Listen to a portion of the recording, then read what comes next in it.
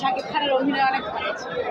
আচ্ছা, তুফানের সাথে যদি এই গল্পটা মানে আগের সিনেমার সাথে আগের সিনেমাটা অ্যাকশন ধর্মী ছিল, আর এটা হচ্ছে একটু রোমান্টিক ইমোশনাল।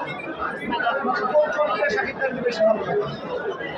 শাকিব খানকে তো তুফানে অনেক ভালো লেগেছিল অ্যাকশন ধর্মী ফিল্মে, তো এবার রোমান্টিক সিনেমায়ও ওনাকে মানে ফাটিয়ে দিয়েছেন উনি, সাধারণ দর্শক খুব পছন্দ করেন। একটু ডিফারেন্ট টাইপের ওর অ্যাক্টিং থেকে ধারা থেকে বের হয়ে অন্য টাইপের অ্যাক্টিং করছে, দ্যাটস ওয়াই ভালো লেগেছে। সুপারস্টার শাকিব খানকে সরি, আজকে শাকিব খানকে জি আমি ওনার সাথে একসাথে বসেই হলে মুভি দেখেছি। পাশাপাশি বসেছিলেন, পাশাপাশি না সেম হলে। কেমন অনুভূতি?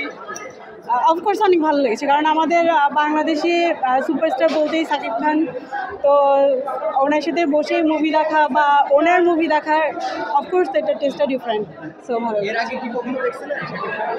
হ্যাঁ অবশ্যই দেখেছি, ওনার পরপর 3-4টা মুভি যে রিলিজ হয়েছে প্রত্যেকটাই মুভি দেখেছি। না, ওনাকে দেখছেন কিনা এর আগে? হ্যাঁ অবশ্যই দেখেছি মুভি। এর আগেও দেখেছেন? জি। আচ্ছা, লাস্ট একটা প্রশ্ন, সেটা হলো দুই বাংলা সবচাইতে বড় সুপারস্টার কে? দেবজিৎ, শাকিব খান, কে? অফকোর্স শাকিব খান। শাকিব খান। জি। টার্নিং পয়েন্ট অনেক ভালো ছিল লাস্টে, যে মানে ডিফারেন্ট যে টার্নটা ছিল, মানে এটা আমরা হয়তো এক্সপেক্ট করি নাই যে লাস্টে মানে টার্নটা এইভাবে আসবে, সো এটা আমাদের কাছে ভালো মানে আমার কাছে ভালো লাগছে স্পেশালি।